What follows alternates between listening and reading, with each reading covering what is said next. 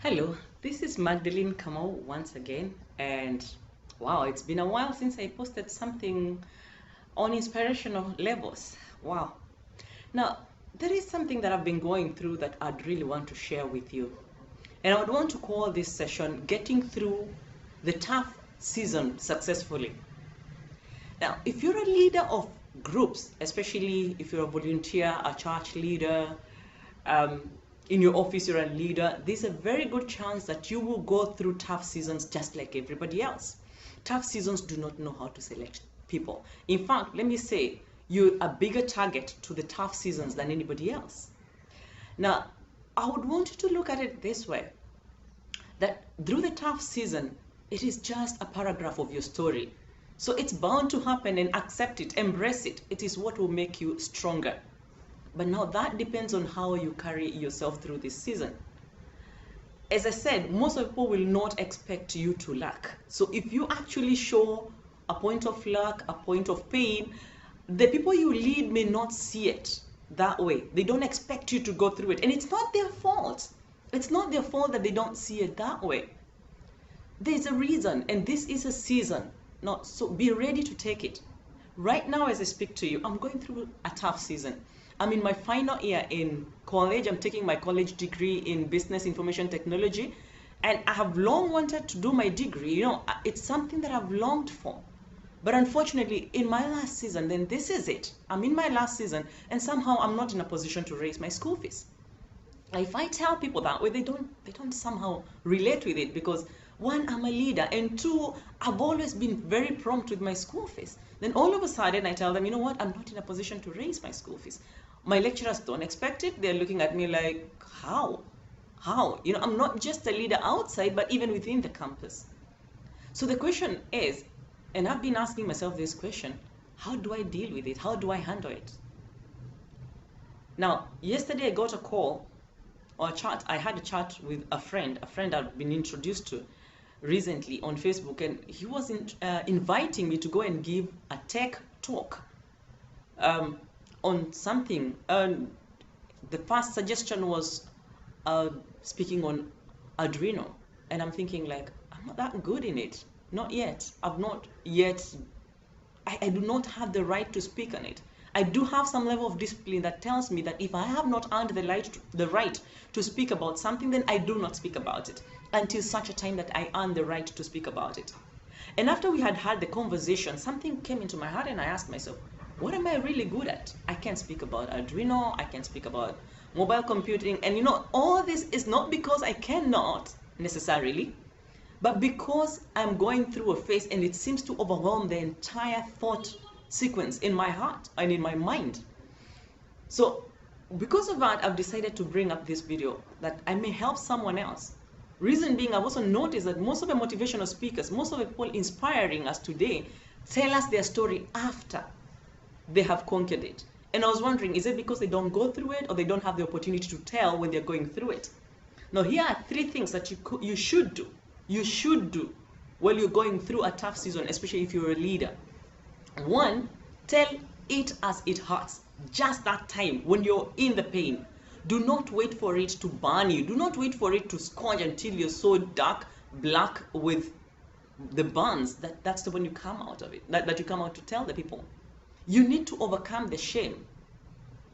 I remember when I put up the crowdfunding a week ago on ucaring.com, the first thing that came to my mind after I'd finished constructing the whole story is, what will my friends think about it when I start tagging them on Facebook, when I start asking for help? And I put it so clearly, and I said, please help Magdalene Kamau complete her college degree. And I started wondering, what will they think about it? It was right at the middle of the night. I had to wait for my children to sleep so as to put up this. And I started wondering, what am I going to say? What will people think about me? But you see, if I don't overcome the shame, then that will take me longer to get out of it. And actually, so many people actually get stuck in it. They're not able to get out of it because they don't speak early enough. So by the time they get to speak, it's too late. Now, that's the first thing. Tell it when it hurts, when it's still hot and hurting. Tell it that time. Overcome the shame and say it. The second thing you'd want to do, tell it as it is. Be very, very honest, brutally honest. Why? People only assist if they are able to relate with your story. Do not get offended when someone who you thought was close to you does not help you. Like, I have friends, quite a number of people. My daughter calls them acquaintances. She tells me, those are not your friends, they're your acquaintances. And I tell her, you know what, you're still young, you probably do not understand. Now, these are my friends, according to me, they're my friends. And they will step in as and when they are ready.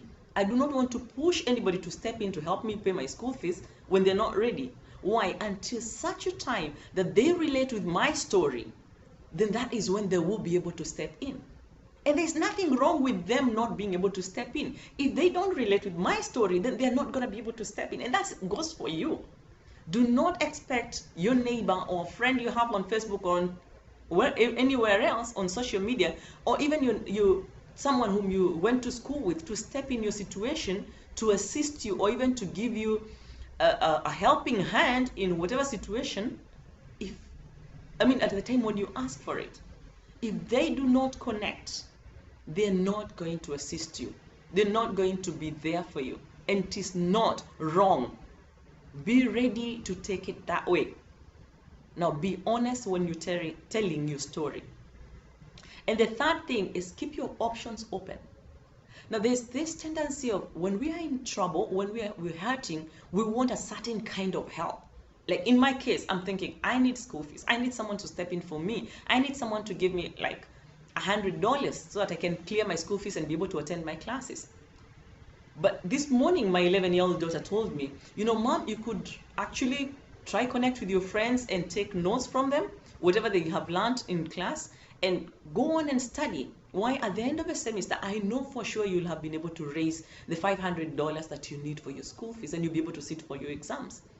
Now, I would have kept my options closed and thought, I need school fees, not notes. But look at it critically. I actually need the notes.